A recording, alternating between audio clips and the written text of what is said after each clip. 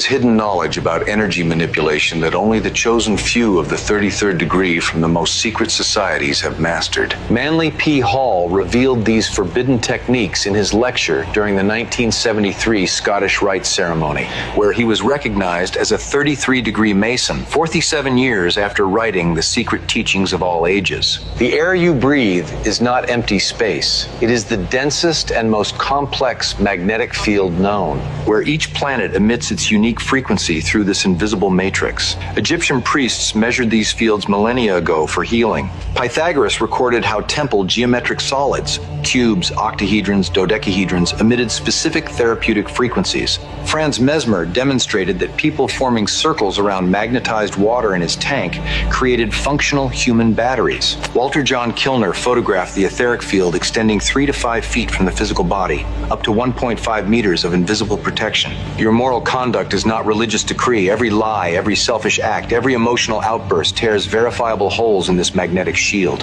What you call evil is beneficial energy failing to manifest properly. Alcohol, narcotics, and destructive emotions pierce your natural magnetic protection. 17th century Rosicrucians knew personal field integrity determines health, longevity, and the evolution of consciousness.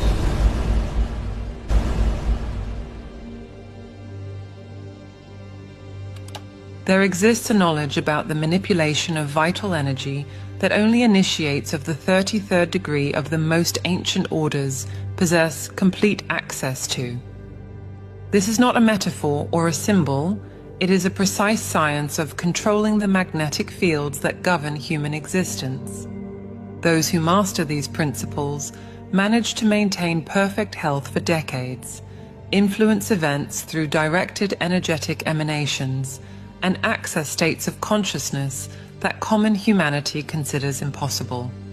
Every human body exists at the center of a pulsating magnetic field that responds instantaneously to thoughts, emotions, and moral choices.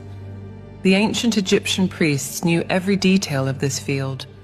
They knew how to strengthen it, how to direct it, and how to use it to heal or to destroy. This knowledge was considered too dangerous for the masses. For millennia, it remained guarded in sealed chambers beneath the pyramids, transmitted only through initiations that required decades of preparation. What humanity calls evil simply represents the absence or distortion of the benevolent energy trying to manifest itself. When the personal magnetic field maintains its natural integrity, destructive thoughts cannot form. A bond is a contract with features that are set from the start. There's the maturity date, which refers to the length of the bond's life. This is generally 2 to 30 years. Bonds that mature between 2 and 10 years are also called notes. Then there's its face value, which is the amount the bond is worth when it's first created, and the amount it is guaranteed to pay on the maturity date. There's also the annual interest rate, otherwise known as the coupon rate. This is the fixed amount a bond pays each year up to its maturity date. So say an investor buys a new 10-year treasury note with a face value of $1,000 and a coupon or yield of 4%. Every year, the investor will receive $40, and on the 10th year, she'll get back the original $1,000 she paid for the bond. But here's the thing. As soon as she buys that bond, she can sell it to other investors. And when she does, certain features of the bond are subject to change. If the economy is doing well, interest rates may go up, which means new bonds will be issued at a higher yield, bringing down the value of existing bonds. Say a new batch of 10-year treasuries pay a yield of 5%. Suddenly, this bond is less attractive to investors, and the price has dropped. When the price goes down, the yield goes up.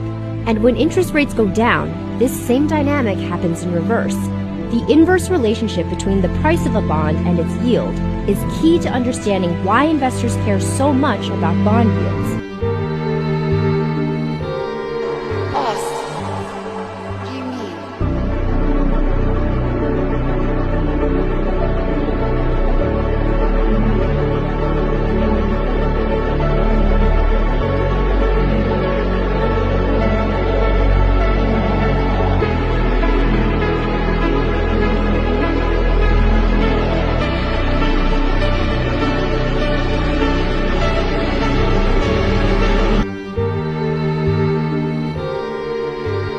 Since 1885, the Rothschilds were trying to start a world war because the Zionist International Congress at Basel, Switzerland, has called for 3 world wars.